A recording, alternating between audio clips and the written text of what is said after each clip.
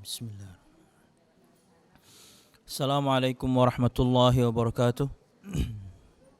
Innal hamdalillah nahmaduhu wa nasta'inuhu wa nastaghfiruh wa na'udzu billahi min shururi anfusina wa min sayyiati a'malina. May yahdihillahu fala mudilla lahu wa may yudlil fala hadiya lahu. أشهد أن لا إله إلا الله وحده لا شريك له وأشهد أن محمدا عبده ورسوله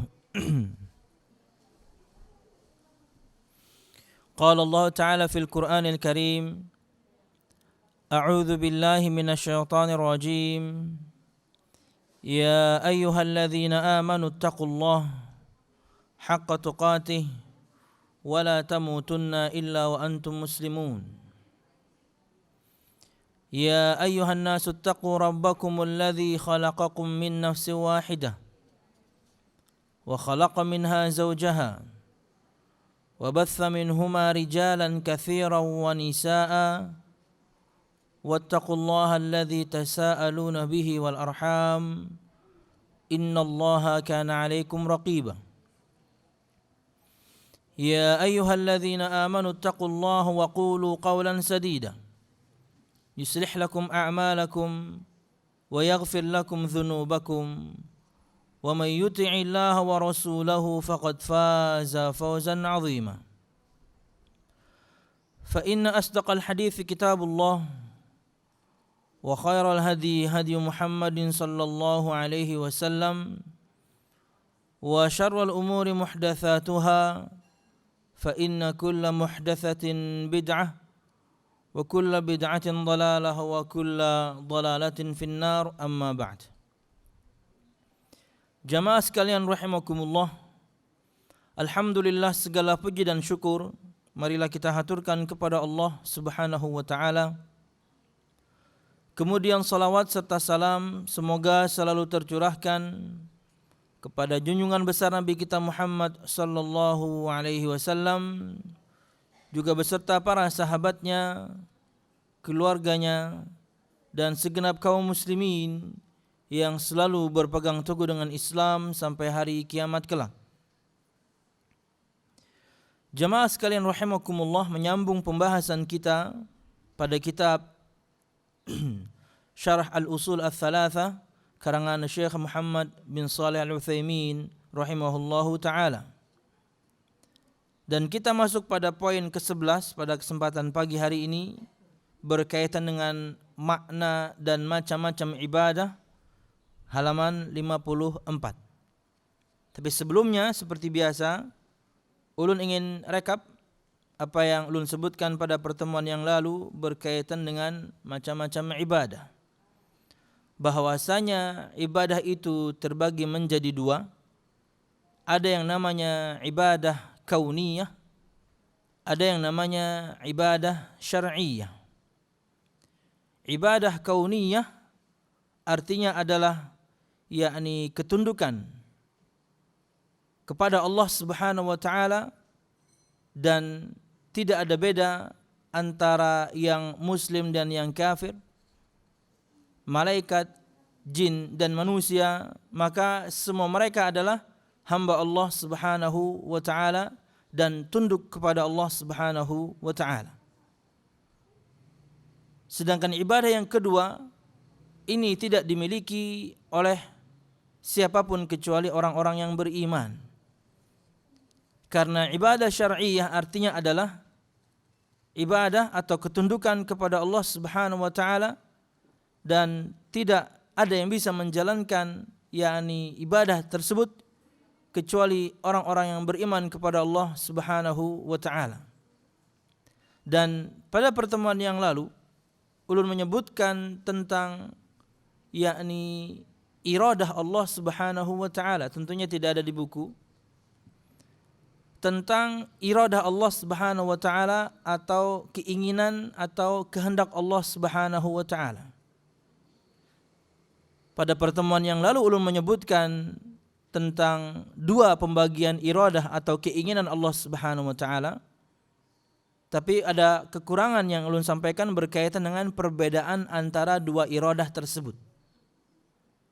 Maka pada rekap ini ulun ingin menyebutkan 3 perbedaan antara dua iradah, dua keinginan atau kehendak Allah Subhanahu wa taala. Perhatikan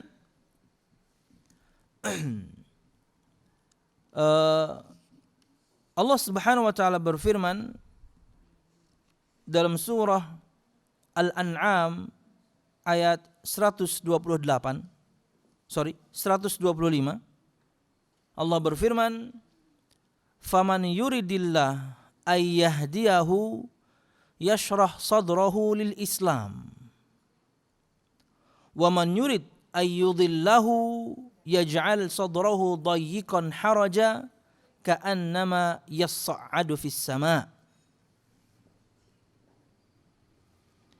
Sebelum kita menyebutkan tentang 3 perbedaan antara iradah Allah Subhanahu wa taala kauniyah dan syar'iyyah. Jadi kalau tadi kita membahas tentang ibadah, ada yang kauniyah, ada yang syar'iyyah. Ibadah kauniyah artinya semua yang ada di langit dan yang di bumi, tentunya yang berakal seperti malaikat, jin dan manusia, maka semuanya adalah hamba Allah Subhanahu wa taala secara kauni, secara alami. Yang muslimnya, yang kafirnya, yang berimannya, yang tidaknya, maka semua mereka adalah hamba Allah Subhanahu wa taala. Sedangkan ibadah syar'iyyah adalah ketundukan akan perintah Allah Subhanahu wa taala, ketundukan akan syariat Allah Subhanahu wa taala, dan ini tidak berlaku kecuali untuk orang-orang yang beriman. Erat hubungannya dengan 2 macam ibadah tersebut, ada pembahasan iradah Allah, kehendak dan keinginan Allah. Dan ini nanti akan menjawab ibu-ibu tentang pertanyaan-pertanyaan seperti, untuk apa Allah menciptakan iblis? Untuk apa Allah Subhanahu wa taala menciptakan keburukan? Untuk apa kemudian ada kemaksiatan? Kan lebih baik jangan ciptakan iblis. Jangan kemudian buat dia memiliki anak keturunan menggoda manusia. Jangan kemudian ada keburukan di muka bumi, jangan ada neraka.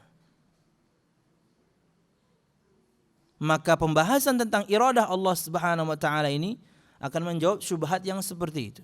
Tapi sebelumnya dalam surah Al-An'am ayat 125 sebagai bahasan pondasi, Allah Subhanahu wa taala berfirman, barang siapa yang Allah kehendaki untuk memberikannya hidayah. Ingat, kita sedang membahas kehendak Allah, iradah Allah, keinginan Allah.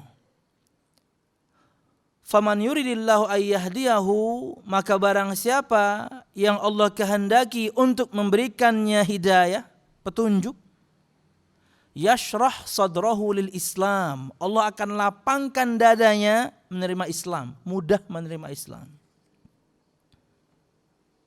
Mungkin kalau pembahasannya kita kerucutkan, barang siapa yang Allah kehendaki untuk memberikannya hidayah, Allah mudahkan dia menjalankan ketaatan.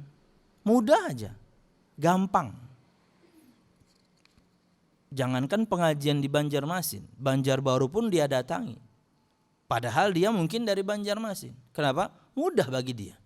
Kenapa? Allah yang mudahkan untuk Anda sebenarnya. Wa man yurid ayyudhillahu, dan barang siapa yang Allah kehendaki dia untuk Allah sesatkan, yaj'al sadrahu dayyiqan, Allah akan jadikan hatinya sempit, harajan, sangat sempit, ka'annama yas'adu bis sama, seperti atau seakan-akan dia sedang ingin mencapai atau naik ke langit. Pian tahu jangankan sampai langit ya, di orbit tertentu saja, kalau sudah masuk kemudian luar angkasa, kan asupan oksigen yakni tidak ada. Bagaimana seseorang akan bernafas? Perhatikan permisalan Allah Subhanahu wa taala untuk orang-orang yang Allah kehendaki untuknya kesesatan, Allah jadikan hatinya sempit. Kemudian Allah tambahkan dengan harajan, semakin dan tambah sempit. Susah aja. Sama seperti orang susahnya mencari oksigen ketika dia berusaha untuk naik ke langit Allah Subhanahu wa taala. Susah. Diajak teman kajian, malas. Apalagi begitu tahu kajiannya di Banjarbaru, jauh. Apalagi begitu tahu makannya apa? Mie ayam. Jadi alasannya ada aja. Kenapa? Allah memang tidak ingin dia kemudian mudah. Allah ingin menyesatkan. Karena sudah diberikan tawaran, sudah ada yang ngajak, susah aja. Padahal betul semua kita punya aktivitas, tapi kemudian kan bisa ditata. Kawaja, kena benturan lawan ambil anak sekolah, kawa dipikirkannya. Kena benturan lawan kawa dipikirkannya. Kenapa? Karena dia pengen baik, ada jalannya. Mudah aja kemudian dia menjalankan. Tapi yang sebaliknya, Allah tidak kehendaki dia.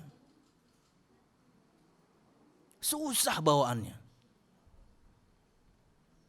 Ketika dinasihati pun terkadang ya orang-orang seperti ini, ya susah tadi tuh Bang. Pokoknya kalau tidak cocok dengan hawa nafsu dia tolak nasihat tersebut. Sekalipun firman, sekalipun sabda. Bahkan mungkin bukan satu atau dua firman, satu atau dua sabda. Banyak ayat, banyak hadis dia tolak. Kenapa? Gak cocok sama hati saya. Nah ini bahaya. Susah untuk kemudian mendapatkan kebaikan. Nah, di ayat ini ada penyebutan tentang kehendak Allah Subhanahu wa taala, barang siapa yang Allah kehendaki. Nah ini. Berikut ada 3 perbedaan antara 2 iradah Allah Subhanahu wa taala. Iradah Allah Subhanahu wa taala terbagi menjadi 2. Kehendak Allah Subhanahu wa taala terbagi menjadi 2. Yang pertama namanya adalah iradah kauniyah, sama seperti ibadah yang kita bahas sebelumnya. Kehendak Allah berkaitan dengan kaun, alam semesta, alami. Bawaan dari sono. Kalau pengen mudah memahaminya.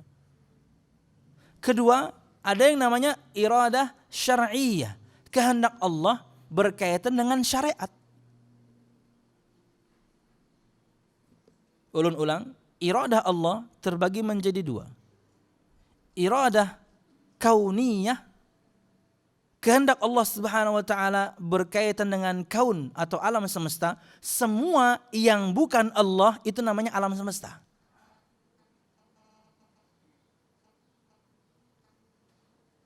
Kemudian yang kedua namanya iradah syar'iyyah. Kehendak atau keinginan Allah berkaitan dengan syariat Allah Subhanahu wa taala. Maka berikut kita ingin sebutkan yakni perbedaan antara 2 iradah tersebut. Yang pertama, faedah dari kitab Syarah Al-Aqidah Al-Wasithiyah karangan Syekh Shalih Fauzan bin Abdullah Al-Fauzan. Al-iradah al-kauniyah qad yuhibbuha Allah wa yardaha wa qad la yuhibbuha Allah wa la yardaha. Wal iradah asy-syar'iyyah la budda annahu yuhibbuha wa yardaha. Perbedaan pertama antara iradah kauniyah, keinginan Allah berkaitan dengan kaun, keinginan Allah berkaitan dengan alam semesta, dan iradah syar'iyyah, keinginan Allah berkaitan dengan syariatnya, syariat Allah Subhanahu wa taala. 1. Al-iradah al-kauniyah, iradah kauniyah, keinginan Allah berkaitan dengan kaun atau alam semesta, itu qad yuhibbuha Allah wa yardaha, kadang-kadang Allah mencintai dan meridhoinya. dan kadang-kadang Allah tidak mencintai dan tidak meridhoinya. Itu iradah kauniyah. Beda dengan iradah syar'iyah. Keinginan atau kehendak Allah berkaitan dengan syariat. Kata Syekh di sini, la budda annahu yuhibbuha wa yardaha. Allah pasti mencintainya, Allah pasti meridhoinya. Nanti orang akan menerangkan dengan contoh ya. Yang kedua, perbedaan yang kedua. Wal iradah al-kauniyah maqsudatun li ghairiha. Iradah kauniyah, kehendak Allah Subhanahu wa taala berkaitan dengan kaun atau alam semesta. Maqsudatun li ghairiha, ditujukan untuk yang lain.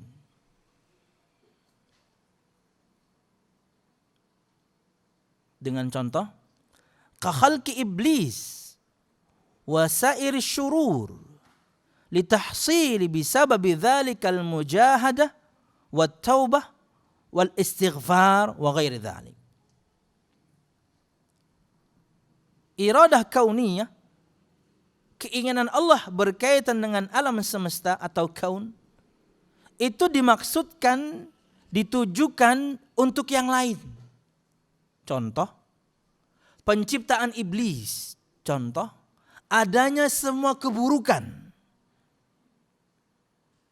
Maka penciptaan iblis dan banyak keburukan itu dimaksudkan untuk yang lain. Untuk siapa? Untuk orang-orang mukminin. Untuk orang-orang bertakwa.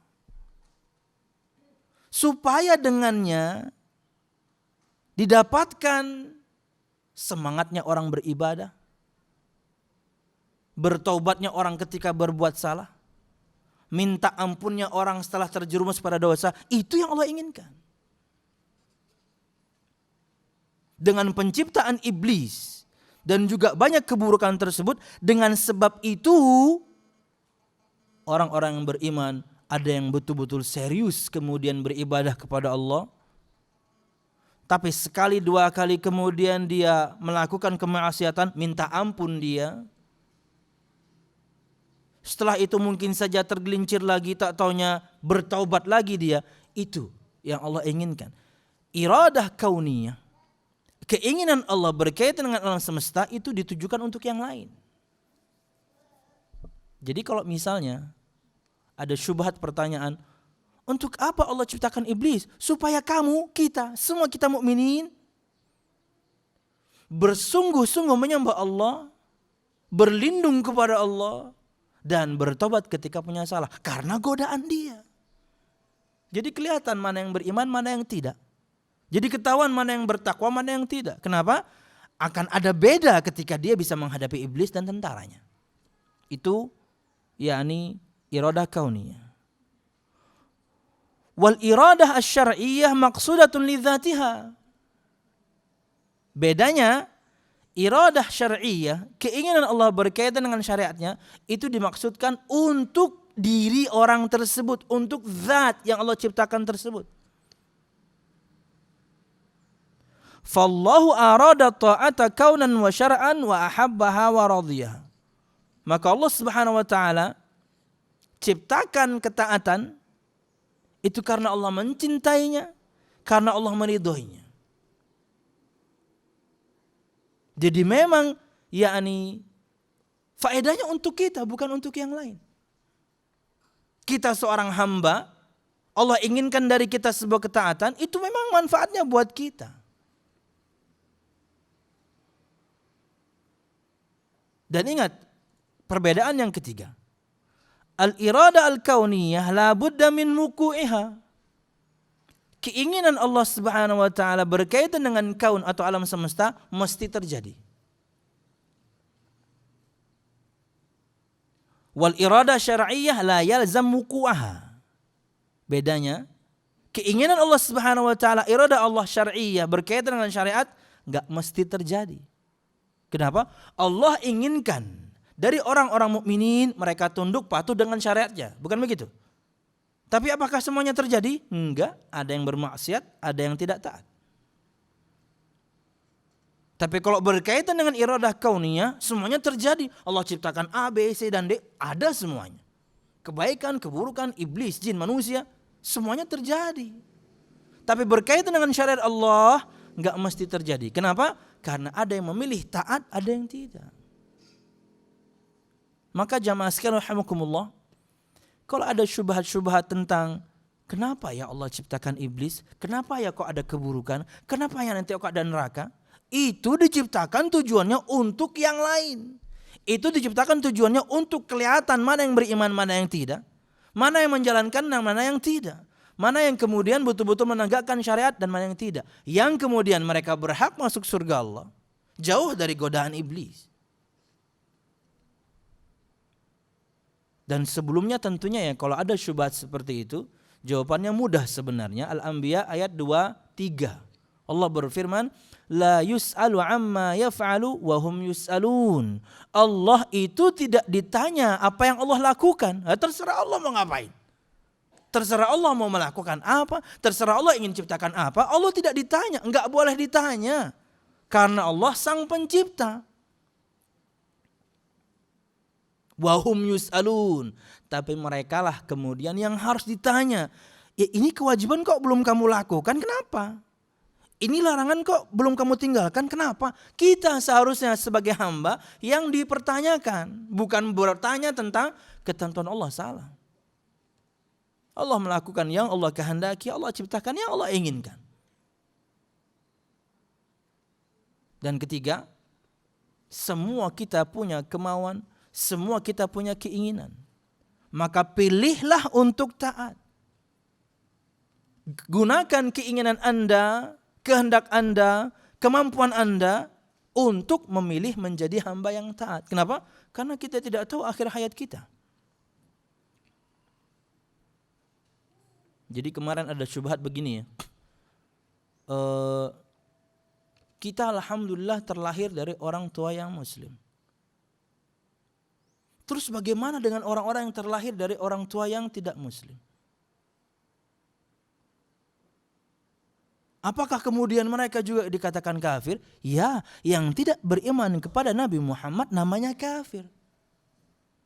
Berkaitan dengan kita terlahir dari orang tua yang muslim, mereka dari orang yang tidak muslim, maka ini kehendak Allah, ente gak perlu tanya-tanya.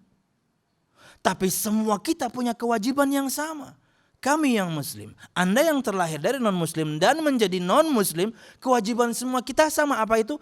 Mentaati Nabi Muhammad. Karena Nabi Muhammad diutus untuk semua kita. Muslimnya, kafirnya, jinnya, manusianya. Maka ketika Anda, hai orang-orang non-muslim, sudah dirubah oleh kedua orang tua Anda menjadi Yahudi, Nasrani atau agama apapun, tugas Anda dengan kami sama. Menuntut atau mencari hidayah Allah dengan mempercayai Nabi Muhammad SAW. Dan ingat, Allah Subhanahu wa taala itu Maha Adil.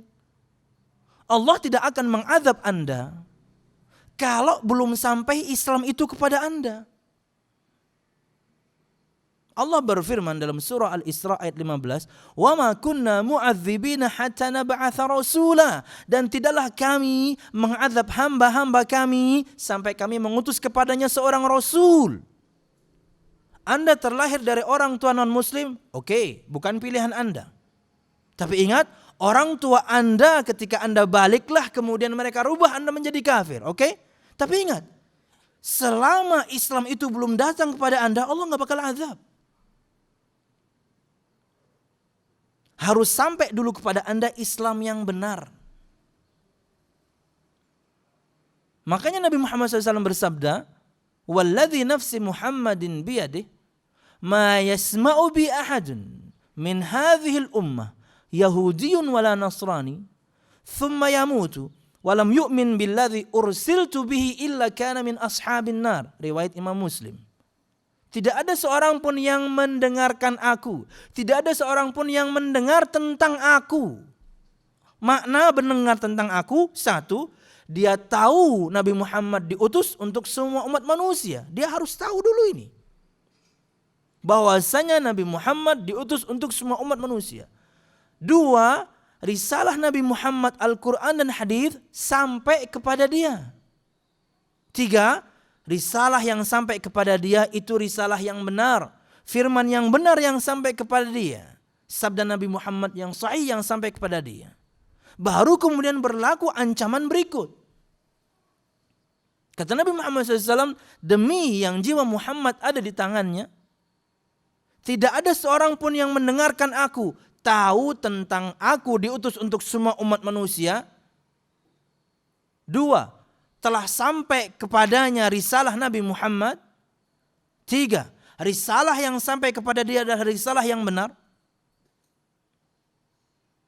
Tidak ada seorang pun yang mendengarkan tentang aku di kalangan umat ini, baik itu dia Yahudi atau Nasrani. Perhatikan, Yahudi atau Nasrani.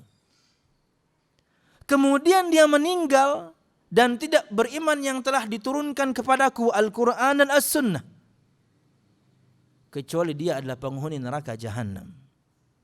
Tapi ingat, 3 persyaratan tadi dulu. Makanya kata Syekh Al-Imam Muhammad bin Nasir Al-Albani, Muhammad bin Nasiruddin Al-Albani, kata beliau, jika ada orang non-muslim, kafir, belum sampai kepadanya Islam yang benar, padahal dia tahu Nabi Muhammad diutus untuk semua umat manusia, bahkan jinnya, tapi tidak sampai kepada dia Islam yang benar, maka kata beliau, saya orang yang pertama yang mengatakan bahwasanya mereka punya uzur, alasan di hadapan Allah Subhanahu wa taala untuk tidak boleh diazab. Kenapa? Karena mereka belum sampai kepada mereka Islam yang benar, atau sudah sampai tapi Islam yang salah. Islam yang bagi mereka ekstrim, Islam yang bagi mereka itu teror, Islam yang bagi mereka itu tidak toleran, Islam yang salah yang sampai kepada mereka. Kata Imam, saya orang yang pertama yang mengatakan mereka punya uzur di hadapan Allah, karena harus sampai dulu Islam yang benar kepada mereka. Kemudian hukumnya bagaimana? Maka hukum orang-orang seperti ini, tahu kenabian Nabi Muhammad, sampai risalah kepada dia, tapi Islam yang salah yang sampai kepada dia. Firman yang dipahami salah, sabda yang dipahami salah misalnya, atau yang memahamkan kepada dia orang yang salah.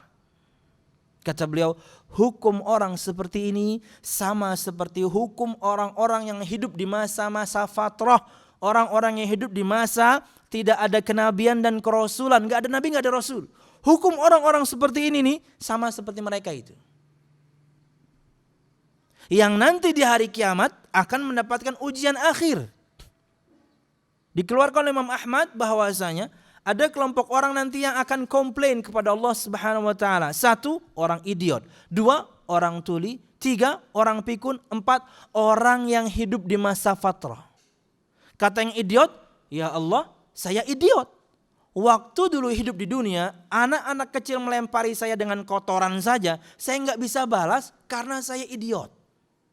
2, saya pikun ya Allah. Bagaimana tahu tentang Islam? Lawang pikun. 3, saya tuli, nggak mendengarkan risalah. Bisa jadi mungkin di zaman itu belum ada ilmu membaca, gerakan bibir, ilmu isyarat, mungkin belum ada, ya kan? Saya nggak dengar risalahmu. Yang terakhir, tidak ada nabi, tidak ada rasul ketika saya hidup. Ya, jarak dari Nabi Isa sampai Nabi Muhammad lumayan lama. Ratusan tahun gak ada nabi, gak ada rasul. Apa kata Nabi Muhammad? Allah Subhanahu wa taala akan berikan ujian akhir untuk mereka. Ujiannya adalah sebuah perintah. Allah akan perintahkan mereka, masuklah semua kalian ke nerakaku. Ini ujian saja. Karena kasarnya begini memahaminya. Oke, ketika di dunia dulu kalian punya alasan untuk tidak beriman kepadaku. Karena idiot, karena pikun, karena tuli, karena gak ada nabi, gak ada rasul. Oke. Sekarang kan berhadapan langsung sama aku nih, kata Allah Subhanahu wa taala. Maka aku perintahkan masuk ke nerakaku. Ini perintah Allah loh ya. Perintah Tuhan semesta alam. Sama ketika Allah perintahkan para malaikat untuk sujud kepada Nabi Adam, berarti kan mereka sujud kepada makhluk, tapi yang nyuruhkan Allah. Nah, perintah sekarang untuk masuk neraka, tapi loh kok masuk neraka? Yang nyuruh siapa dulu nih? Allah. Taat gak kamu? Kasarnya, sekarang kamu taat atau tidak? Ini ujian. Kata Nabi Muhammad, jika mereka mentaati Allah, niscaya mereka akan selamat. Karena ini cuma ujian. Dulu di dunia kalian gak taat sama aku karena alasan-alasan. Sekarang taat tidak kalian denganku? Ujian. Jika mereka mentaati Allah, niscaya mereka akan selamat. Subhanallah, begitu adil sekali Islam. Begitu adil sekali Islam. Jika Anda terlahir dari kedua orang tua yang tidak muslim, kemudian Anda tumbuh besar balik, kemudian mereka yang menanamkan agama selain Islam itu, ingat tugas Anda sama dengan semua kami. Selama Anda manusia, selama Anda jin, maka semua kita harus beriman kepada Nabi Muhammad SAW. Kita yang harus cari. Ketika sudah sampai kepada kita firman yang benar tentunya. Ketika sudah sampai kepada kita sabda tentunya juga yang sahih. Yang mau beriman monggo, yang mau kufur silahkan. Ya. Karena itu pilihan. Wallahu a'lam bishawab. Itu kurang lebih perbedaan antara iradah kauniyah, keinginan Allah berkaitan dengan kaun, alam semesta. Satu,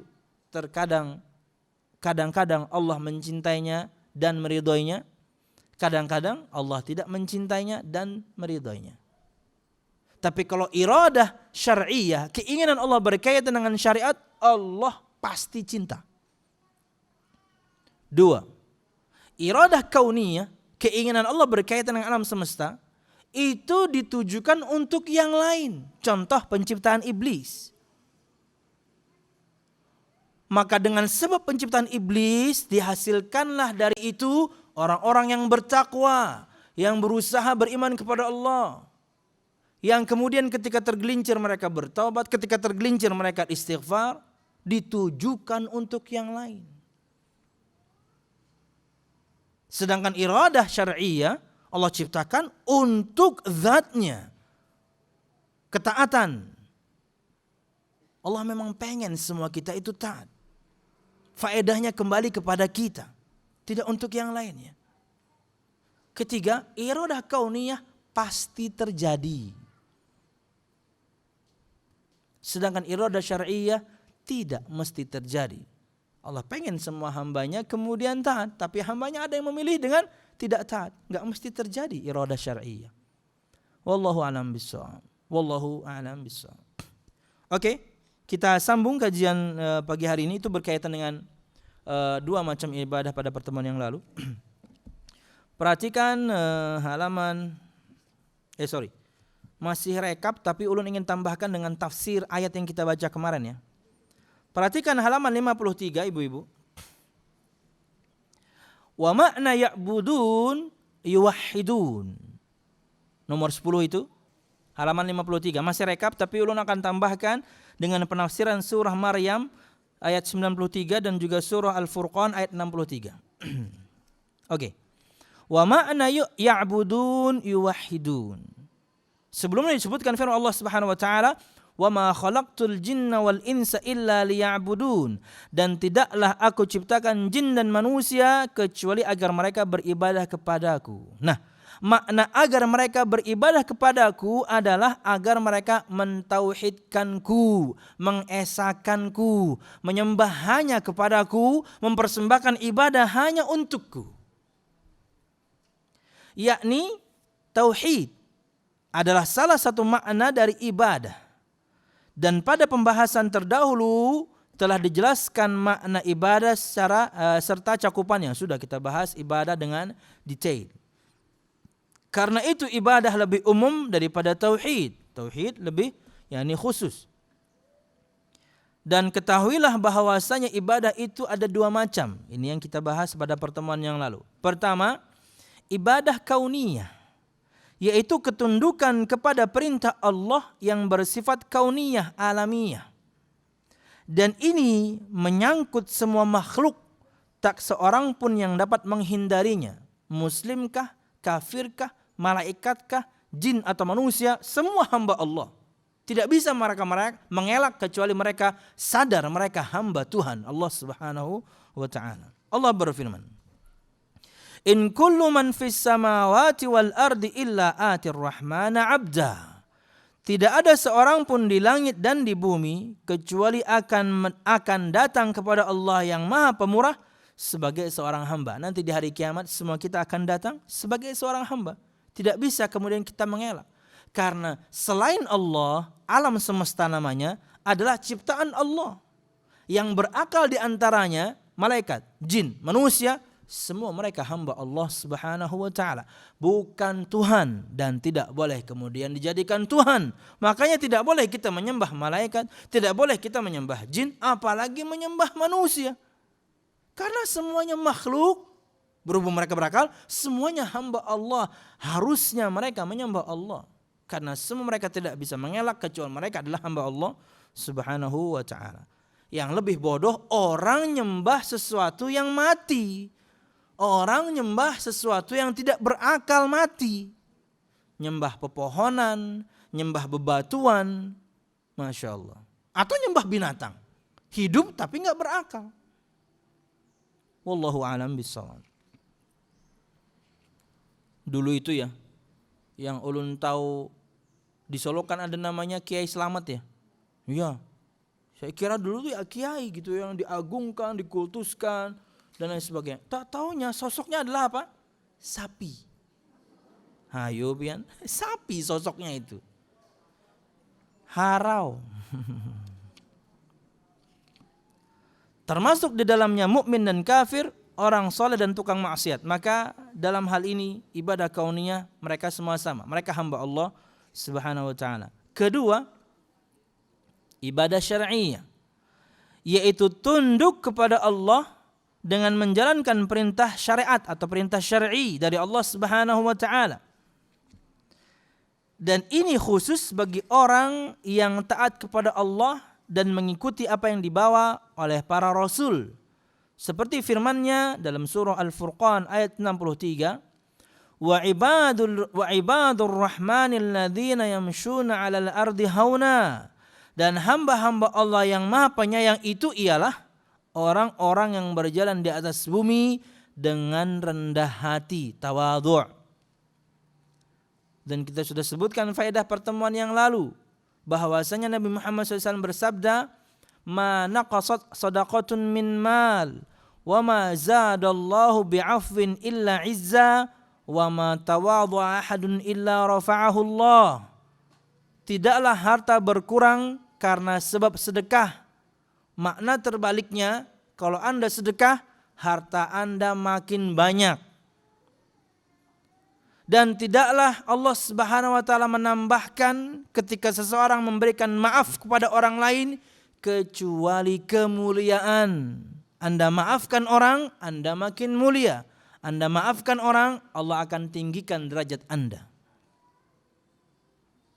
Wa ma tawadhu'a ahadun illa rafa'ahu Allah. Dan tidaklah seorang hamba tawadhu', memiliki sifat rendah hati, setiap keluar rumah dan dia bertemu dengan sesama kaum muslimin, dia mengira saudara saya ini pasti lebih baik. Saudara saya ini ibadahnya pasti lebih banyak. Saudara saya ini pasti infaknya lebih banyak. Saudara saya ini, saudara semua, dia mengira bahwasanya saudara dia mesti lebih baik dari dia. Dan tertanamlah sikap rendah hati dan sifat rendah hati.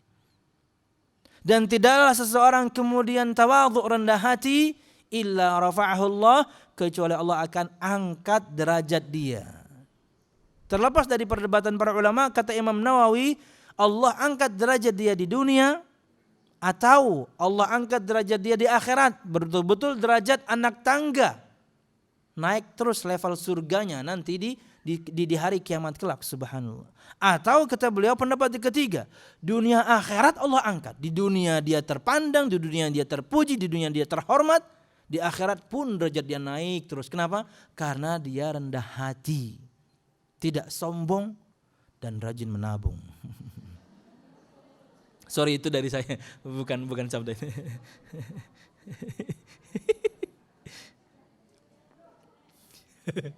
Oke. Untuk macam pertama, manusia tidak dipuji karenanya, sebab hal itu tidak karena perbuatan atau kemauannya. Ya, ibadah jenis pertama itu manusia semuanya levelnya sama. Karena tercipta dalam keadaan hamba. Jin semua levelnya sama, tercipta sebagai seorang hamba. Malaikat pun demikian, tercipta sebagai seorang hamba. Namun terkadang terpuji manakala ia bersyukur ketika lapang. Nah ini. Namun terkadang terpuji ketika dia bersyukur ketika lapang. Orang kafir bersyukur, terpuji dia. Kenapa? Karena dia bersyukur. Terpuji dia. Bahkan terkadang ada orang kafir yang kemudian berderma kan. Ada orang kafir melakukan kebaikan. Wah, terpandang dia, terpuji dia. Tapi kebaikan dia itu di dunia tidak bermanfaat untuk dia di akhirat. Kenapa? Karena dia kafir. Gitu loh. Tapi tetap Allah akan kemudian berikan dia balasan. Karena al-jaza'u min jinsil amal. Balasan tergantung amalan. Anda baik sama orang, Allah baik sama Anda. Sekalipun Anda kafir. Allah akan bahkan mungkin Allah kasih terus rezeki. Bahkan mungkin rezeki Anda banyak. Kan gitu ya, orang-orang kafir bahkan rezekinya tambah banyak. Kenapa? Mungkin mereka baik. Tapi ingat, kebaikan yang mereka miliki bukan kemudian membenarkan iman mereka yang tidak ada kepada Allah Subhanahu wa taala. Kebaikan mereka percuma. Jadi kalau ada orang kafir pengen ikutan kurban, setiap tahun itu ada orang-orang atau para takmir masjid menghadapi masalah yang sama. Non muslim, orang-orang kafir terkadang hendak kurban juajar. Percuma. Anda beriman dulu, Anda syahadatin dulu, kurban Anda baru diterima. Tapi kalau enggak, ya cuma kebaikan di dunia doang. Ingat Allah pasti balas kok. Cuma di akhirat urusan kafir Anda bermasalah. Anda bahkan tidak dihisab, langsung dicemplungkan ke neraka Allah Subhanahu wa taala, na'udzubillah, karena Anda kafir.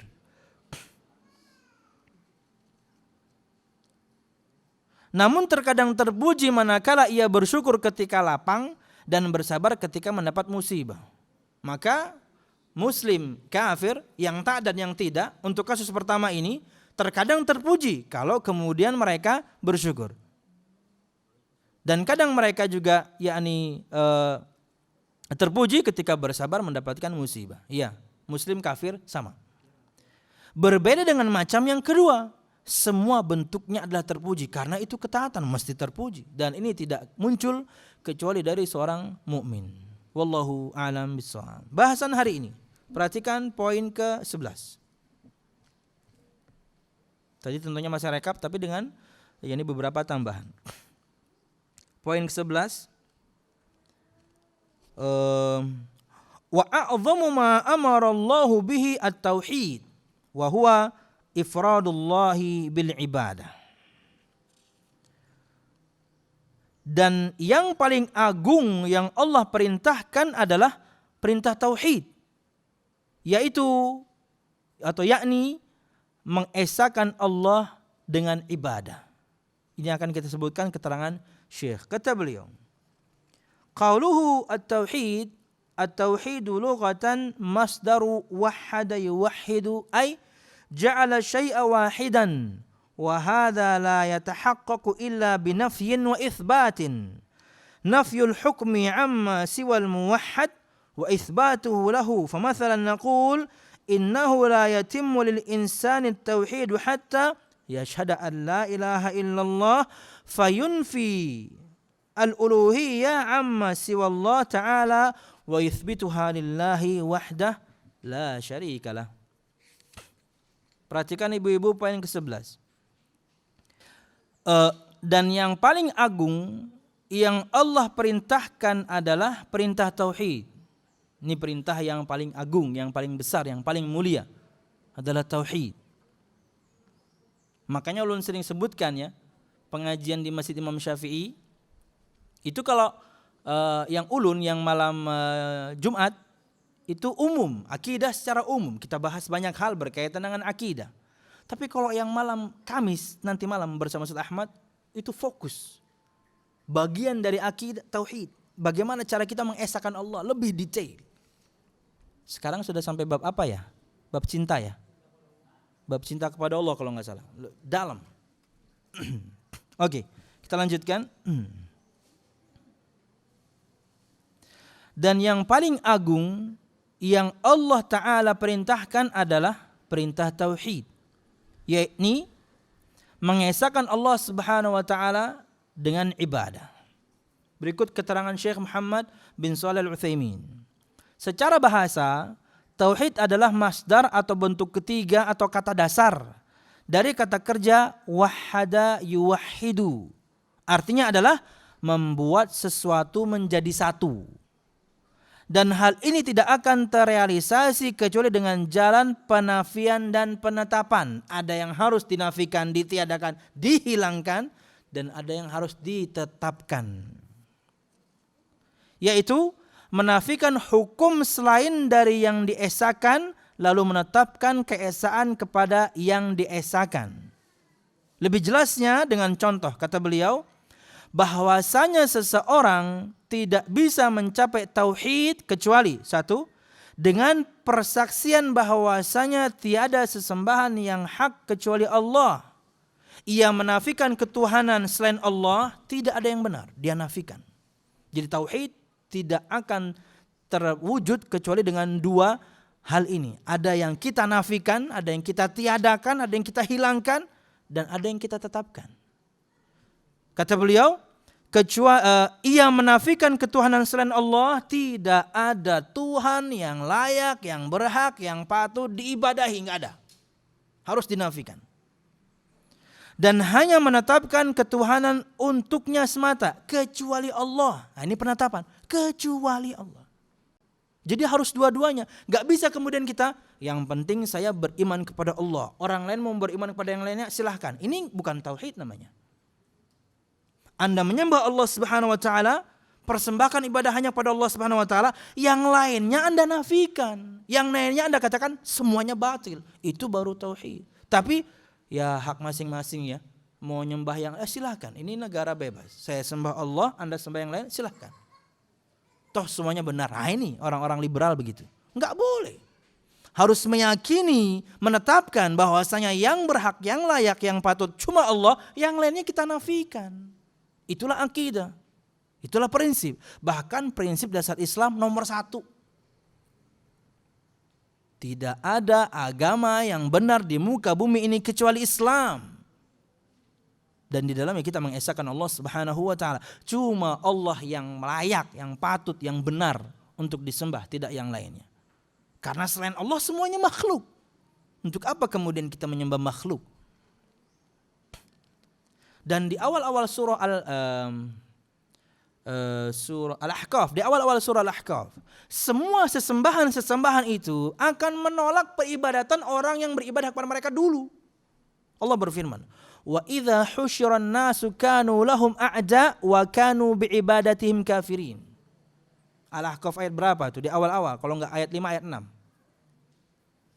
Wa idza husyiran nasu kanu lahum a'da, dan jika manusia dikumpulkan di padang mahsyar, kanu lahum a'da, mereka tuh semua sesembahan dulu itu, pepohonan, bebatuan, bahkan mungkin malaikat, orang soleh atau para nabi, lahum a'da, menjadi musuh untuk semua yang menyembah mereka dulu di dunia. Jadi musuh. Wa kanu bi'ibadatihim kafirin, dan semua mereka, malaikat, orang saleh, nabi, bebatuan, pepohonan, semuanya akan mengkufuri, menolak peribadatan semua yang menyembah mereka dulu di dunia. Kami kan gak pernah suruh, kami gak pernah perintahkan kamu nyembah kami. Lawang kami di dunia dulu batu, ngomong aja gak bisa, kok situ nyembah? Situ yang bodoh. Kami gak pernah suruh. Dulu kami di dunia cuma pepohonan, ditebang orang selesai. Situ aja yang bodoh nyembah kami. Kami sekedar orang soleh, kami juga hamba Allah. Kami para nabi, kami para malaikat, kami hamba Allah. Situ aja yang nyembah kami. Kami gak pernah perintahkan untuk nyembah. Gak pernah. Semua akan menolak peribadatan mereka. Jadi rugi ya. Makanya ya, di antara keutamaan Abu Bakar As-Siddiq, sejak dia sebelum masuk Islam dan sampai dia masuk Islam, dia orang terbaik. Makanya kata Nabi Muhammad, khairukum fil jahiliyah, khairukum fil Islam. Orang terbaik di antara kalian ketika masa jahiliyah dulu, dialah orang yang terbaik ketika di masa Islam. Maksud Nabi Muhammad, Abu Bakar orangnya. Sebelum masuk Islam pun, ketika dia non muslim pun, kafir pun kala itu, satu, dia tidak pernah berzina. Dua, dia tidak pernah minum minuman keras. Tiga, dia nggak pernah sembah-sembah patung. Abu Bakar As-Siddiq. Bahkan disebutkan oleh Abu Bakar As-Siddiq sebuah cerita. Kala dia kecil, dia diajak oleh abahnya, Abu Quhafah namanya, ke dalam satu ruangan. Di dalam ruangan tersebut banyak patung, tuhan-tuhan di kala itu. Kemudian kata beliau, ayah saya menyuruh saya untuk menyembah dan memohon kepada makhluk-makhluk ini. Kepada patung-patung ini. Kemudian saya ditinggal di ruangan tersebut. Kata Abu Bakar Siddiq, saya terdiam. Ini kan semuanya mati. Tidak akan kemudian mereka bisa menjawab permohonan saya. Artinya sejak kecil saja dia sudah tahu ini nggak bisa buktikan apa-apa. Ini benda. Subhanallah. Dan sampai sekarang ya, itu masih ada orang-orang seperti itu. Walaupun bukan penyembah patung atau pepohonan atau bebatuannya, yang nyembah orang soleh itu banyak. Nyembah kuburan orang soleh itu banyak. Dan alasannya persis seperti orang musyrik zaman dulu. Mas nggak boleh mas, ini syirik, ini menyekutukan Allah. Oh, kami nggak cibah mereka. Kami cuma ingin mereka nanti mendekatkan kami kepada Allah lebih dekat lagi. Persis seperti perkataan orang musyrikin di zaman Nabi Muhammad. Kata mereka, Allah berfirman menceritakan perkataan mereka, "Ma na'buduhum illa liyuqarribuna ilallahi zulfa." Kami ini enggak sembah mereka nih, patung-patung yang 360 orang nih, yang 360 biji nih. Kami tidak sembah mereka kecuali agar mereka mendekatkan kami kepada Allah sedikit lagi. Sama dong. Pengen supaya mereka lebih dekat kepada Allah tapi melalui perantara yakni hal-hal atau benda-benda yang mati ini. Jangan ya. Kalau minta langsung kepada Allah. Bertanya langsung kepada Allah. Memohon langsung kepada Allah. Dan itu hikmah disebutkan di awal-awal surah Al-Baqarah. Banyak sekali orang-orang kala itu bertanya kepada Nabi Muhammad dan Nabi Muhammad menjawab pertanyaan tersebut. Dan ketika Nabi Muhammad ditanya, Nabi Muhammad belum tahu jawabannya. Cuman ketika pertanyaan selesai, jawaban seketika datang dari Jibril alaihissalam dari Allah Subhanahu wa taala. Yas'alunaka 'anil ahillah, yas'alunaka 'anil mahid, yas'alunaka 'anil khamri wal maisir, yas'alunaka madza yunfiqun. Mereka bertanya kepadamu tentang hukum bulan sabit. Mereka bertanya kepadamu tentang perempuan yang kena haid. Mereka bertanya kepadamu tentang khamar, minum minuman keras dan juga perjudian. Mereka bertanya kepadamu apa yang harus mereka infakkan. Mereka bertanya dan mereka bertanya. Apa kata Allah Subhanahu wa taala? Qul hiya mawaqitu lin-nasi wal hajj. Tentang bulan sabit, katakan wahai Muhammad, bulan sabit itu untuk pengwaktuan yakni haji. Untuk pengwaktuan untuk manusia dan juga untuk urusan haji. Akhirnya kan kita tahu masuk bulan itu dengan tumbuhnya anak bulan. Kelihatan berarti masuk tanggal 1. Ya, pengwaktuan. Qul hiya adzan fa'tazilun nisa fil mahid. Ketika ditanya tentang perempuan kena haid, kata Allah Subhanahu wa taala, katakan wahai Muhammad, jauhilah kalian hai kaum laki-laki para suami ketika perempuan sedang haid, jangan digauli. Mereka bertanya kepada Muhammad tentang khamar dan maisir. Allah berfirman, qul fihima ithmun kabirun wa manafi'u linnas wa ithmuhuma akbaru min naf'ihima. Katakan wahai Muhammad, yakni di dalam perjudian dan di dalam minuman keras khamar dan juga perjudian ada manfaat, ada madarat, tapi madaratnya lebih besar. Madaratnya lebih besar. Manfaat pasti ada. Manfaat judi, jadi kaya kalau menang. Manfaat khamar, badan jadi hangat, apalagi teman-teman yakni atau orang-orang yang hidup di negeri yang punya musim dinginnya itu terkadang di bawah 0 derajat sampai 18 sampai 20 derajat Celcius kayak kulkas. Maka minum-minuman keras itu atau khamar itu atau wine itu menghangatkan, ada manfaatnya. Ada manfaatnya. Cuman kata Allah Subhanahu wa taala, madaratnya lebih besar, madaratnya lebih banyak. Kalau sudah mabuk lupa segala. Kalau sudah kemudian yakni kalah judi bisa bunuh orang dan lain sebagainya dan lain sebagainya. Madaratnya lebih banyak. Kemudian apa tadi? Dan lain sebagainya. Yang jelas jawaban itu Allah katakan kepada Nabi Muhammad, "Qul," katakan wahai Muhammad, katakan wahai Muhammad, katakan wahai Muhammad. Beda dengan ketika perkara doa. Beda ketika perkara doa. Wa idza sa'alaka ibadi anni fa inni qarib ujibu da'watad da'i idza da'an. Enggak ada qulnya. Dan jika hambaku bertanya tentang aku kepada Muhammad, enggak ada Allah berfirman, katakan enggak ada. Jika hambaku bertanya kepadamu tentang aku dekat. Aku menjawab semua doa untuk orang-orang yang berdoa. Tidak ada peran kemudian katakan Muhammad aku dekat. Katakan Muhammad aku jawab. Enggak, langsung. Karena memang doa itu langsung. Minta aja. Mohonlah kepada Allah Subhanahu wa ta'ala. Enggak perlu perantara. Sekalipun Anda butuh perantara, maka perantara yang disyariatkan. 1. Doa orang saleh yang masih hidup. 2. Amal saleh yang Anda sebutkan sebelum doa. 3. yakni, dan ini yang pertama sebenarnya, yakni sebutkan dulu nama-nama dan sifat Allah sebelum Anda meminta. Dan itu diantara adab berdoa. Dan itu sebenarnya secara tidak langsung yakni kita praktekkan setiap hari minimal 17 kali. Sebelum kita membaca ihdinas siratal mustaqim dalam surah Al-Fatihah, ya Allah tunjuki kami jalan yang lurus, sebelumnya itu puji-pujian. Kalau kalian perhatikan. Itu kan ihdinas siratal mustaqim ayat 6 ya. 5 ayat sebelumnya itu pujian. Alhamdulillahirabbil alamin arrahmanir rahim, semuanya pujian. Itulah adab berdoa. Puji dulu baru minta. Puji dulu baru minta. Ya Tawwab, ya Allah yang Maha menerima taubat, tub alayya, terima taubat saya. Gitu. Ya Ghaffar, ya Ghafur, ya Rahim, ya Allah yang Maha mengampuni, yang memberikan ampunan, ighfirli, ampuni saya. Gitu dulu. Sebutkan dulu. Kalau pengen tawasul seperti itu bentuknya. Kan ketika kita manusia saja, itu ketika pengen minta kan kita rayu dulu. Oke, yakni kepada makhluk saja kita begitu terkadang. Rayu-rayu dulu baru minta. Sama Allah harus lebih dari itu. Nah itu bentuk tawasul yang syar'i. Puji dulu baru minta asma dan sifatnya. Kemudian sebutkan amal saleh. Kemudian yang terakhir doa orang saleh yang masih hidup. Silakan Anda datang kepada kiai, silakan Anda datang kepada yakni syekh, tuan guru, habib, ustaz yang Anda pandang kesalehannya, datang minta doakan, boleh.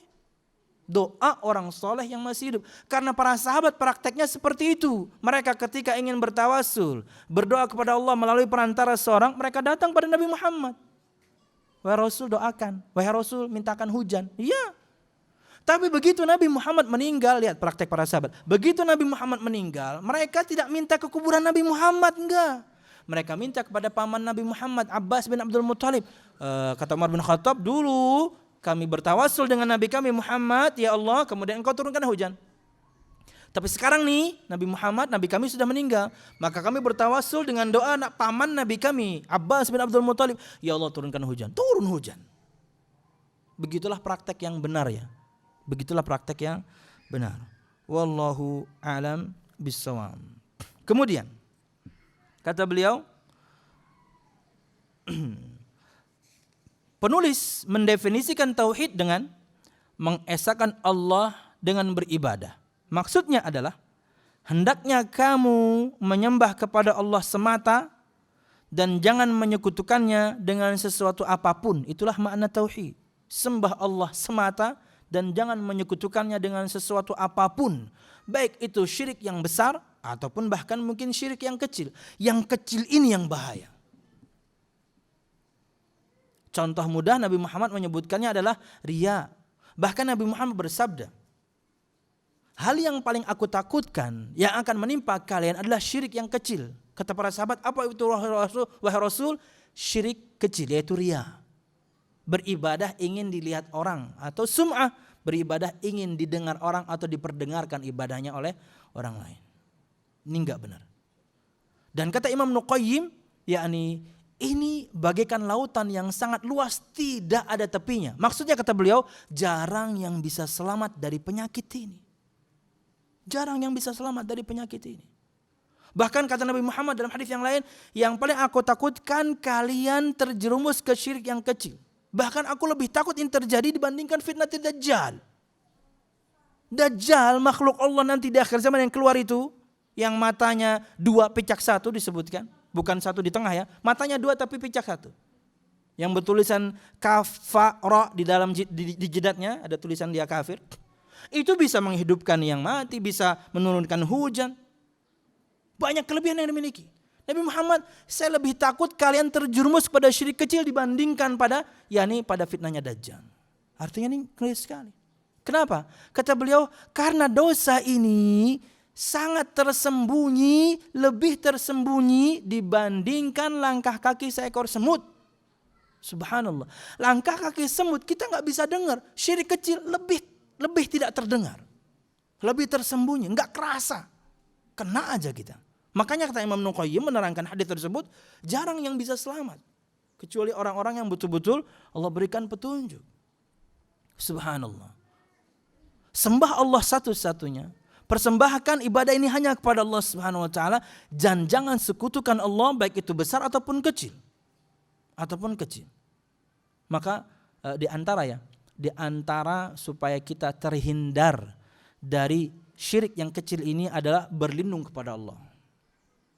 Siapa yang hafal doanya? Kita sudah bahas di hari Senin kemarin. Pekan lalu ya. Di pengajian subuh ya, kalau enggak Kamis Jumat. Doa supaya terhindar dari syirik. Allahumma inna na'udzubika an nusyrika bika syai'an na'lamu wa nastaghfiruka mimma la na'lamu. Ulun ulang. Insyaallah siang ini ulun broadcast, tapi sekarang ulun ulang. Allahumma inna na'udzubika min an nusyrika bika syai'an na'lamu wa nastaghfiruka mimma la na'lamu. Artinya, ya Allah ya Tuhanku, aku atau kami berlindung kepadamu dari menyekutukanmu dengan sesuatu apapun yang kami tidak ketahui. Enggak kerasa terkadang. Kami enggak tahu kalau itu adalah kesyirikan. Maka kami berlindung ya Allah.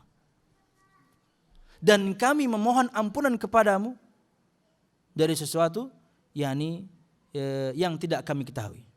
Wallahu a'lam bishawab. Jadi kami berlindung kepadamu ya Allah dari menyekutukanmu dengan sesuatu yang kami tahu, dan kami minta ampun dari yang kami tidak tahu. Karena terkadang kita masuk ke dalam syirik yang kecil, kita enggak ngerasa. Di antara bentuk mazahir ar-riya, kata para ulama, di antara bentuk seseorang memperlihatkan riya itu bibirnya dikering-keringin. Jadi kalau pakai hair dryer itu kan buat rambut ya. Dia buat bibir. Supaya nanti ketika ada kelihatan di masyarakat, mau bibirnya kering, puasa orang nih ya. Bibirnya kering, panas dalam kah pian? Pengen dikira puasa malah ditanya, pian panas dalam kah? Bibirnya dikering-keringin. Mukanya dipucat-pucatin. Bibir dikering-keringin atau dikuning-kuningin. Pokoknya kelihatan seperti orang ini lagi ibadah nih. Ini lagi puasa. Masya Allah, puasa kapian. Oke nih pang tampilanku. Kita mie ayam kah? Ayo, kalian kena puasa. Kemudian yang kedua, terkadang ini memperlihatkan ilmu. Jadi di media sosial nih, dia posting sesuatu, kemudian ada yang mendebat. Itu diterangkan semuanya. Allah berfirman, Nabi bersabda, ulama berkata, mati kutu pokoknya orang ini. Kenapa? Supaya orang lain tahu aku berilmu. Padahal orang lain gak ada yang tahu. Kenapa? Follower dia cuma 5, siapa yang lihat postingannya? Jadi kalau Anda pengen debat, itu follower Anda mungkin 1 kilo, 2 kilo, banyak. Kalau follower Anda cuma 5-10 orang, mereka juga kadang-kadang gak baca. Yang teman Anda cuma 2, sisanya para pedagang. Ya kan gitu. Lagi seru-seru debat, cek IG kita sis. Tas murah bagus. Blak. Atau terkadang kata para ulama zikir yang dilihat, zikir yang diperlihatkan. Kesana kemari komat kami aja muntungnya. Tangannya kayak ini. Atau pakai tasbih, atau pakai yang cetak-cetak tuh, tak. Nyoba zikir kah? Kadang menggitir aja. Kan cuman komat kamit. Nyoba zikir aja, kadang menggitir aja. Aduh, ya gitu ya pokoknya. Yang jelas di antara tips yang paling kuat untuk terhindar dari kesyirikan yang kecil ini, syirik ini, berlindung kepada Allah. 2, pelajari yakni seluk-beluknya. Ya, 3, pelajari akan bagaimana ngerinya akibatnya di dunia atau di akhirat.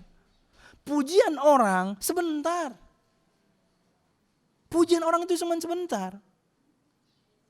Yakni semu lah. Semu tahu semu ya Bu ya? Habis SD, SMA, semu. Itu SMU ya. Pokoknya semu. Enggak ada hasilnya. Nanti di akhirat bahkan Allah akan tantang. Idhabu ilal ladzina kuntum tura'una fi. Pergilah kalian semuanya kepada orang-orang yang dulu kalian riak kepada mereka. Hal tajiduna minhumul jaza. Apakah kalian mendapatkan dari mereka balasan? Enggak ada. Yang ngasih pahala saya kata Allah. Mereka enggak ngasih. Jadi pelajari buruknya perbuatan riya ini. Wallahu a'lam bishawab. Jadi kembali kepada bahasan dikit lagi. Penulis mendefinisikan tauhid dengan mengesahkan Allah dengan beribadah. Maksudnya adalah hendaklah kamu menyembah kepada Allah semata dan jangan menyekutukannya dengan sesuatu apapun, besar ataupun kecil. Jangan engkau sekutukan dia dengan nabi yang diutus, enggak boleh kemudian nyembah Allah, nyembah nabi juga. Malaikat yang dekat dengan Allah, nyembah Jibril juga, enggak boleh. Pemimpin, nyembah Allah, nyembah pemimpin juga. Seperti maksiat pun taat, enggak boleh itu. Raja atau siapapun dari jenis makhluk, siapapun. Yani jin kah? Enggak boleh. Sembah Allah semata, jangan sekutukan Allah dengan sesuatu apapun. Tapi hendaklah engkau mengesahkannya semata dalam beribadah dengan penuh cinta dan pengagungan, rasa harap dan takut. Dalam hal ini yang dimaksud penulis adalah tauhid yang dibawa para rasul untuk diterapkan pada kaumnya, sebab dalam tauhid itulah penyimpangan terjadi pada kaumnya. Yani para rasul dulu mereka menyeru semua umatnya satu, seruannya sama. Ad-da'watu ilallah. Menyeru semua orang itu untuk kembali kepada Allah. Esahkan Allah Subhanahu wa taala. Bahkan mereka secara pribadi mewasiatkan kepada anak-anaknya, sudah kita bahas. Semua nabi mewasiatkan kepada anak-anaknya. Yang namanya wasiat adalah sebuah nasihat dengan tekanan sedikit. Penting sekali. Apa ya? Sembahlah Allah dan jangan kalian menyekutukan Allah Subhanahu wa taala. Wallahu a'lam bishawab. Di samping itu pula definisi tauhid yang lebih umum adalah mengesahkan Allah dengan apa yang menjadi kekhususan dirinya. Artinya, yakni mengesahkan Allah dalam rububiyahnya, mengesahkan Allah dalam uluhiyahnya. Esahkan Allah dalam perbuatan Allah. Cuma Allah yang memberi rezeki, cuma Allah yang menghidupkan, cuma Allah yang mematikan, cuma Allah yang mengatur semua urusan, cuma Allah dan cuma Allah. Kemudian dalam uluhiyahnya, persembahkan ibadah hanya kepada Allah Subhanahu wa taala. Ibadah kita, salat, zakat, puasa, haji, semua hanya untuk Allah, tidak untuk manusia. Tidak karena tidak nyaman dengan suami, tidak karena tidak nyaman kepada istri, tidak karena mungkin di samping kita salat ada calon mertua, enggak. Wallahu a'lam bishawab. Wallahu a'lam bishawab. Wallahu a'lam bishawab.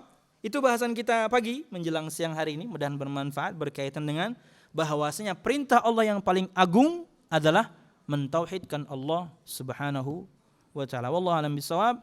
Kita punya waktu tanya jawab 10 menit karena 30 menit setelahnya makan, Bu.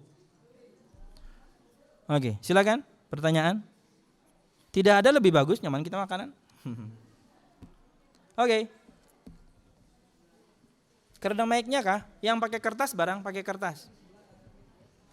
Kalau nggak ada mic pakai kertas.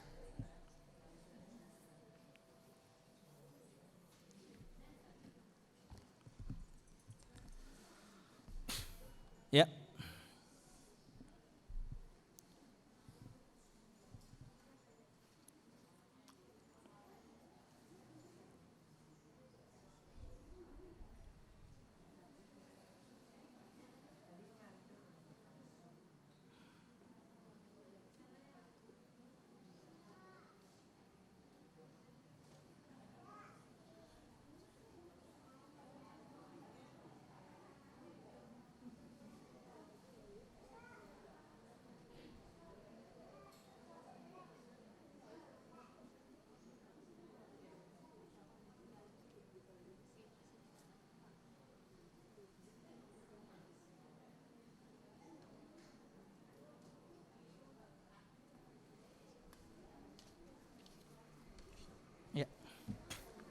Itu ada lagi.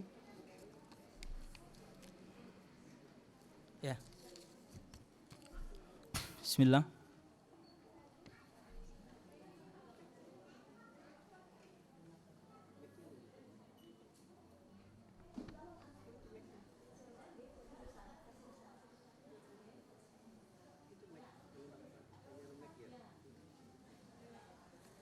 Ya, bagus ini.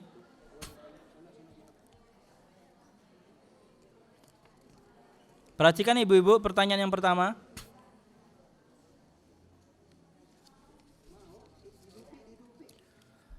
Apakah ada juga keistimewaan dalam kurung pahara untuk orang-orang, nah ini keren nih, untuknya ini U kemudian garis miring. Ini anak gaul nih, ini anak gaul. Nggak mungkin ibu-ibu yang nulis begini nih. Untuk ya. Apakah ada juga keistimewaan? Kayaknya perawat nih, ini kayaknya perawat nih.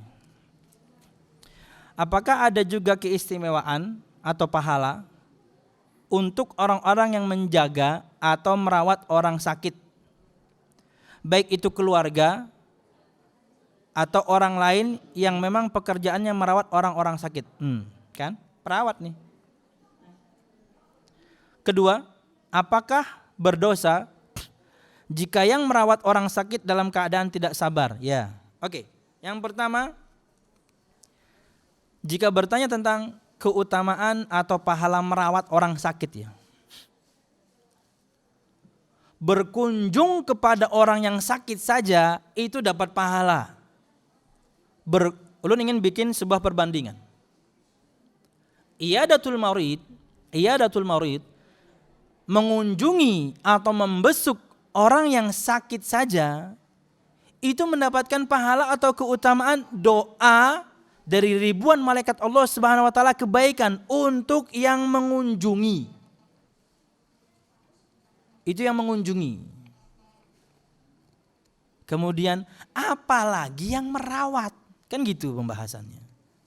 Bahkan disebutkan 70.000 malaikat Allah mendoakan kebaikan untuk orang yang membesuk orang yang sakit. Jika membesuknya pagi sampai malam dia akan didoakan. Jika membesuknya malam, dari malam sampai pagi dia akan didoakan oleh malaikat Allah. Makhluk yang tidak pernah bermaksiat. Jangankan ribuan, satu aja doakan kita kebaikan, makbul. Lawang malaikat yang mendoakan. Ini ribuan. Makanya hadirin ya, jamaah sekalian rahimakumullah, ibu-ibu yang belum muliakan. Kalau ada teman yang sakit, segera kunjungi. Kalau memang kemudian boleh dikunjungi. Karena terkadang ada orang yang sakit kemudian ini belum bisa dikunjungi. Karena dulu begitu bisa, cepat-cepat kita mengunjungi. Kenapa? Kita mendapatkan pahala atau mendapatkan keutamaan. Berdasarkan sabda Nabi Muhammad SAW. 2. Jadi pahala itu pasti ya. Bahkan seperti ini. Bukan lagi perbandingannya.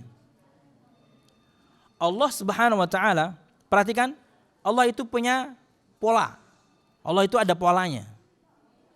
Ketika kita beraksi, Allah akan balas. Dalam sebuah firman Allah menyebutkan, "In tansurullah yansurkum." Jika kalian menolong agama Allah, Allah tolong kalian. Perhatikan. Kita beraksi dulu, Allah akan kemudian menjawab. 2. Dalam sabda Nabi Muhammad SAW, "Wallahu fi aunil abdi, ma kana al-abdu fi auni akhi." Allah selalu menolong hambanya ketika hamba itu menolong saudaranya. Kenapa Allah terjemahkan selalu? Kata Syekh Muhammad bin Shalih Al-Utsaimin, Allah itu balasannya lebih banyak padahal amal kita sedikit. Padahal kita tahu kaidah balasan tergantung amal, tapi balasan Allah di luar amal. Kita nolong orang sekali, Allah akan tolong kita berkali-kali. Anda rawat orang, Allah akan tolong Anda suatu saat. Anda ketika butuh pertolongan, Allah kasih pertolongan. Kenapa? Anda nolong orang. Sekalipun misalnya seorang perawat digaji dengan pertolongannya tersebut, tapi tetap dia nolong orang. Jadi ingat ya, ini bukan lagi pahala. Pertolongan Allah Subhanahu wa taala akan selalu Anda dapatkan. Jadi bukan nolong orang sekali, Allah tolong Anda sekali, enggak. Nolong orang 2 kali, Allah tolong Anda, enggak. Anda tolong orang sekali, Allah tolong Anda terus. Begitu cara memahami. Oke. Apakah berdosa jika kita yang merawat orang sakit dalam keadaan tidak sabar? Wallahu a'lam bishawab. Wallahu a'lam bishawab. Harusnya malah bersabar. Karena disitulah kemudian isi pahalanya atau inti pahalanya. Kalau kemudian ketika Anda menolong orang, kemudian Anda tidak sabar, kemudian ada rasa dongkol dan tidak nyaman, ya mungkin bagian dari dosa. Mending gak usah aja, mending gak usah. Ikhlaskan menolong orang lain karena apa? Suatu saat Anda akan Allah tolong. Lagi terhimpit, lagi di keadaan yang sangat sulit, keadaan yang sangat sempit, karena Anda pernah tolong orang dulu, Allah tolong Anda. Allah keluarkan Anda dari kesempitan. Assalamualaikum. Tapi assalamualaikumnya ini sudah dikasih tahu kan? Kalau assalamualaikum itu yang lengkap. Assalamualaikum. Jangan ASS, artinya pantat ini. As itu pantat artinya. Maka jawabannya was gitu juga. Waalaikumsalam. Oke. Ustadz, ketika kita ikut melepas keberangkatan keluarga yang akan melaksanakan ibadah haji, lalu di situ dikumandangkan adzan. Walaupun perbuatan tersebut tidak pernah dicontohkan Nabi Muhammad, pertanyaannya apakah kita disunahkan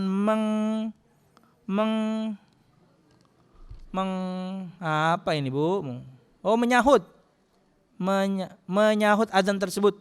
Terima kasih. Oke. Pertama,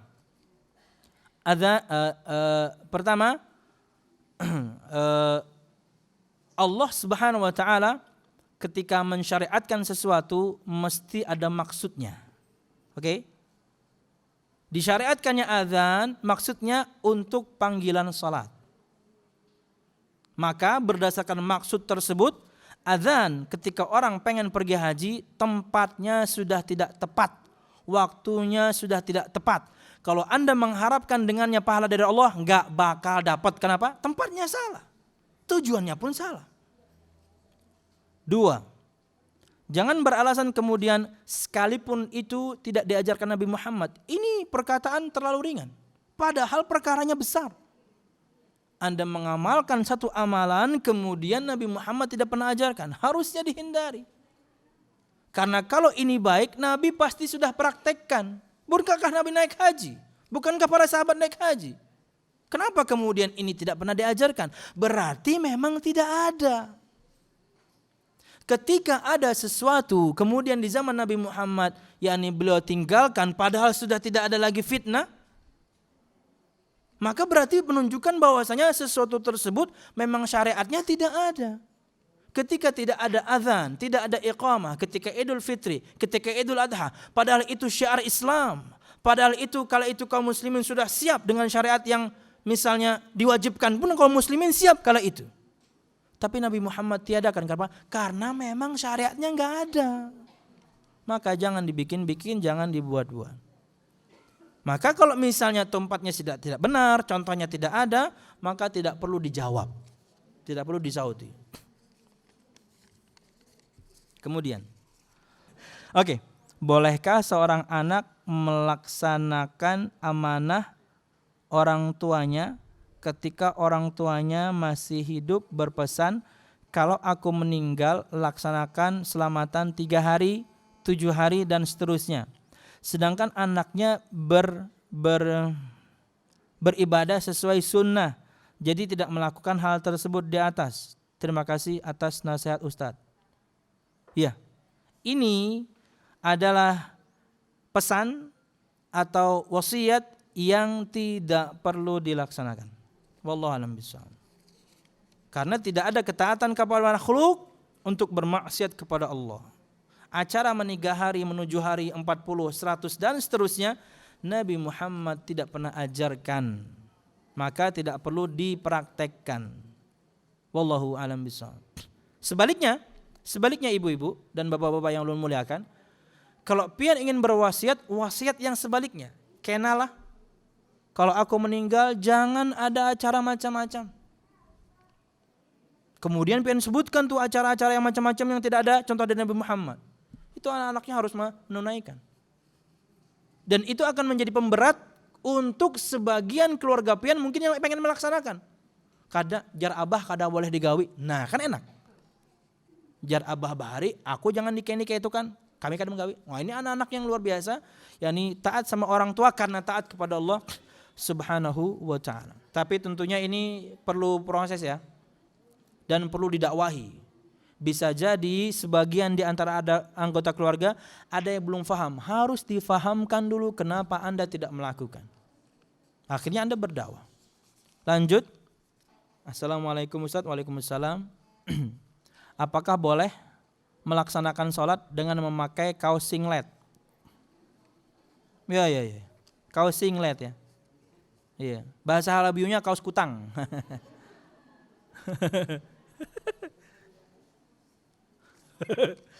Suami saya selalu begitu. Saya risih melihatnya. Saya udah dengarnya risih. Gimana Anda yang melihatnya ya? Aduh.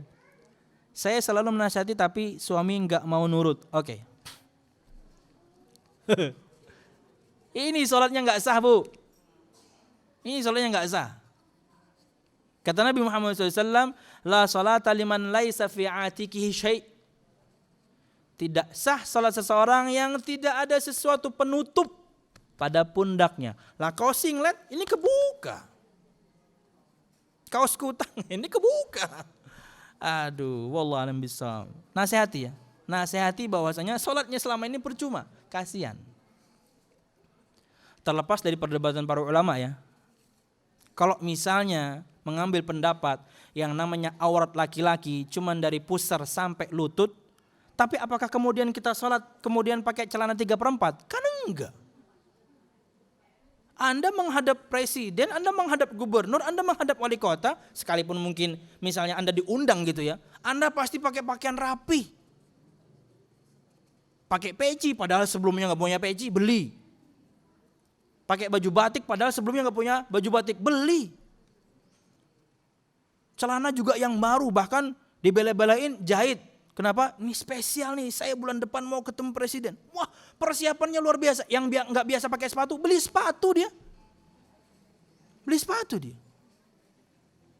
Lengkap rapi, pakai peci hitam, baju batik, celana, sepatu. Nggak biasa pakai arloji dia. Mau ketemu manusia saja, Anda begitu. Berani Anda kemudian ketemu yakni Pak Presiden pakai celana 3/4 doang, menutup pusar sampai lutut. Enggak bakal bisa masuk. Orang nih pakai baju biasa nih, pakai baju koko, itu kalau cowok ya, kalau cici itu perempuan ya, pakai baju cici ya. Pakai baju koko, kemudian sarung, tapi pengen ketemu presiden. Bisa nggak boleh masuk istana, kenapa? Karena mereka punya prosedur. Yang masuk pakaiannya harus bla bla. Iya. Anda pakai baju rapi, kalau kemudian yang tidak cocok dengan aturan kala itu, nggak boleh masuk. Akhirnya Anda ikuti itu aturan. Kemudian masa kemudian ingin menghadap Allah kemudian yakni ala kadarnya? Ini kebalik nih namanya. Ini kebalik. Tetap nasihati dengan kesabaran, sampaikan logika ini saja. Hadis yang tadi ntar belakangan. Mas, ini sedang menghadap Tuhan. Ini ketahuan nih. Ini ketahuan suaminya juga sholat di rumah berarti ini. Iya kan? Harusnya ke masjid. Mas ke masjid mas. Kalau ke masjid nggak bakal dia pakai kaos kutang. 2, Ustadz, saya pengen selalu menjaga wudhu baik dalam keadaan apapun, tapi masalahnya saya punya sakit mah. Kecuali kalau sholat atau ngaji bisa bertahan. Apa yang harus dilakukan? Apakah harus wudhu lagi setelah buang angin sampai beberapa kali, atau cuma keluar dari WC saja sebagaimana disebutkan? Oke. Gini. Ketika Anda punya penyakit seperti ini, maka hal seperti ini tidak bisa terhindarkan. Kalau Anda tahan, maka bahkan mungkin akan menjadi penyakit yang lain. Maka keluarkan sewajarnya, buang angin atau kentut sewajarnya. Ketika Anda ingin menjalankan aktivitas ketaatan, contoh misalnya pengen ngaji, yuk kemudian wudhu. Di tengah-tengah ngaji kemudian keluar, nggak apa-apa wudhu lagi. Perkara yang ringan kok. Wudhu lagi aja. Wallahu a'lam bishawab. Tapi kalau misalnya pengen ditahan gitu ya, sekali wudu biar bisa mungkin pagi biar bisa dari salat duha biar bisa sampai zuhur, kemudian Anda nahan tambah sakit, ya jangan, enggak boleh. Jangan mencelakakan diri sendiri. Jangan mencelakakan diri, enggak boleh. Melanggar kaidah. Oke. Yang terakhir ini ya. Ustadz, apakah orang yang memiliki usaha kontrakan rumah akan terkena dosanya apabila orang yang mengontrak rumahnya melakukan maksiat? Oke. 2. Untuk perhitungan zakat mal, apakah mempunyai perhiasan yang sudah masuk 1 tahun dan perhiasan yang baru dibeli belum 1 tahun, apakah diperhitungkan semua atau hanya yang sudah masuk 1 tahun? Oke, siap. Jadi pertanyaan pertama, apakah orang yang usahanya adalah kontrakan mendapatkan dosa ketika yang kontrak itu bermaksiat? Tidak tentunya. Ya, la taziru waziratu wizra ukhra, tidak ada itu dosa dibebankan kepada orang lain. Ya. Tapi kalau misalnya maksiat orang yang ngontrak rumah Anda tahu, Anda harus berbuat. Nasihati, karena mungkin dia muslim. Itulah bentuk wala dan barok kita. Kedua, karena Anda punya kuasa, ikamun menggawi lagi lah, datangkan lain mahram ke sini, kita ampihan aja. Ya, berikan ketentuan yang tegas. Kenapa? Aku kadang hendak mendapatkan dosa. Kenapa? Anda tahu. Mungkin dia laki-laki memasukkan wanita yang bukan mahram, atau dia wanita memasukkan laki-laki yang bukan mahram. Anda tahu nih. Maka Anda harus berbuat. Jangan diam, enggak boleh diam. Ini kemungkaran harus diingkari. Dia enggak taat, keluarkan. Cari kontrakan yang lain. Karena saya tidak mau kemudian yakni berdosa karena diam dari kemaksiatan dan Anda terus-terus.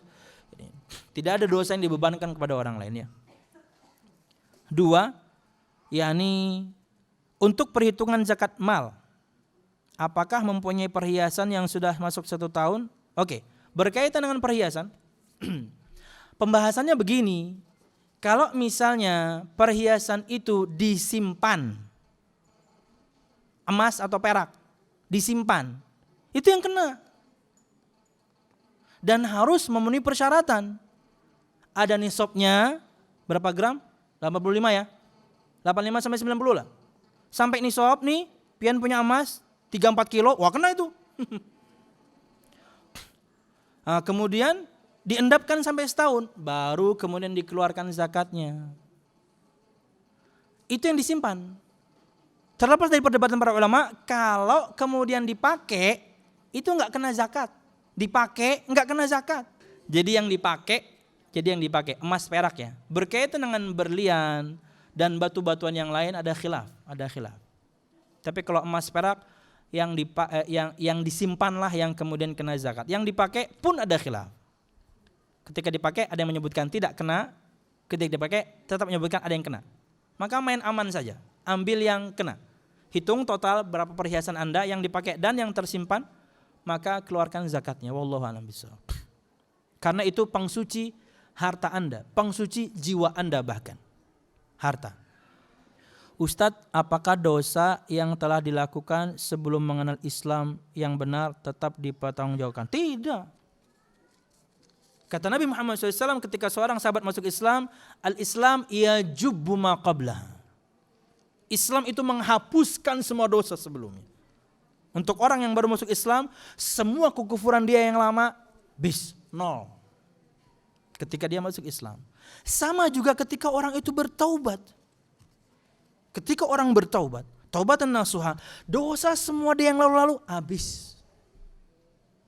Allah begitu penyayang. Allah begitu luar biasa dengan ampunannya. Maka mintalah ampunan kepada Allah dengan taubat yang nasuha. Wallahu a'lam bishawab. Allah Maha Pengampun.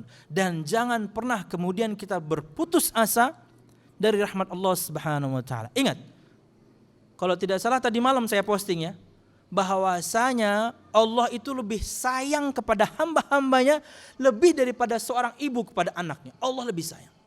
Maka jangan berputus asa. Minta ampun kepada Allah, semuanya habis. Allah ampuni. Selama tidak menyekutukan Allah ya.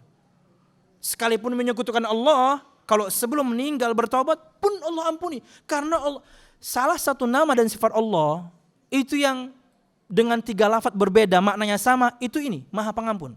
Ada ghafir, ada ghaffar, ada ghafur. Pengampun, sangat-sangat pengampun. Allah Maha Pengampun. Maka minta ampunlah kepada Allah Subhanahu wa ta'ala dari semua dosa. Itu kalau hubungannya berkaitan dengan kita dan Allah. Ada kewajiban yang kita tinggalkan, ada kemaksiatan yang kita lakukan, itu sama Allah. Tapi kalau dosa kita sama anak Adam, maka juga harus diselesaikan. Harus diselesaikan. Anda minta maaf. Yani ketika Anda mungkin dosanya waktu itu pernah nyuri, Anda kembalikan hasil curiannya. Ketika sudah rusak yang Anda curi, kadarnya berapa untuk zaman sekarang, ganti. Itu bentuk taubat. Walaupun akan susah. Prakteknya akan susah. Kita sudah taubat, dulu pernah nyuri, kemudian ketika kita datang ke rumah orang sebut, Unda bahari suah menyuntan, ini nyawa, itu susah orang menerima. Mungkin dia langsung ke belakang. Kada usah repot-repot lah, Unda hendak setemat aja. Kada usah repot-repot gen molahkan banyu. Unda kada molahkan banyu, Unda ambil parang aja. Dia ke belakang. Berarti ini dulu yang nyuri harta. Susah ya. Maka untuk kasus seperti ini kata Syekh Muhammad bin Shalih Al Utsaimin, cari orang ketiga. Cari orang ketiga untuk islah ya. Cari orang ketiga untuk islah. Padahal kan Pang, bahwasanya dulu ada yang pernah mencuntan handphone inya, Unda orangnya. Ini Unda belikan. Atau dengan setara dengan harganya. Kada jangan nyawa sambat Unda orangnya. Pokoknya ada yang taubat nah. Ini ada yang taubat, bahari suah mencuntan handphone nyawa. Sekarang dia minta maaf karena nggak mau berurusan nanti di hari kiamat. Bolehkah? Maka kembalikan. Ngalihnya pian. Tapi harus diselesaikan daripada Anda menyelesaikannya di akhirat susah. Nggak ada lagi manfaat harta benda di akhirat. Betul-betul kebaikan kita yang akan disedot. Kebaikan kita ditransfer sama Allah ke orang yang pernah kita zalimi.